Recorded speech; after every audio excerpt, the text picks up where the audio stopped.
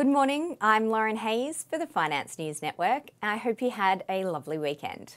US equities were sharply higher in Friday trading, ending near best levels as major averages capped off another week of big gains.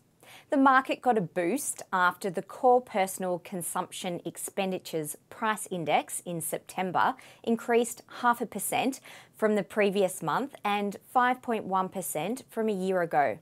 Still high, but mostly in line with expectations. This is the preferred gauge of inflation for the Federal Reserve. Investors have found hope in data that came out over the course of the week, indicating inflation may be easing, increasing optimism that the Fed Reserve could break from its trend of 75 basis point rate hikes after the November meeting. On Friday, the Dow Jones gained 2.6%, the S&P 500 nearly 2.5%, and the Nasdaq ended up about 2.9%. On a weekly basis, the major indexes made notable gains. It was the fourth positive week in a row for the Dow. The 30 stock index was up 5.7% last week and is on track for its best month since January 1976. The S&P 500 and the Nasdaq were up 3.9% and 2.2% respectively for last week.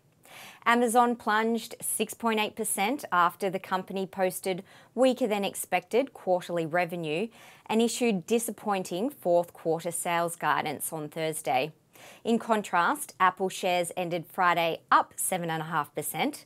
The tech giant reported weaker than anticipated iPhone revenue on Thursday, but beat Wall Street's estimates for quarterly earnings and revenue. The Apple result boosted sentiment across the tech sector. Apple this week predicted that foreign exchange impacts on its business would get even worse throughout the rest of the year, knocking an estimated 10% from its revenue in the next quarter.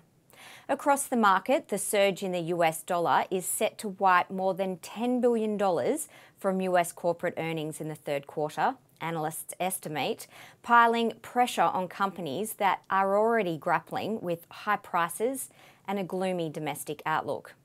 Goldman Sachs's index of companies that generate the majority of their revenues in the US fell by 15% in the first three quarters, compared with a 30% decline in its index of companies with a large international presence over the same period.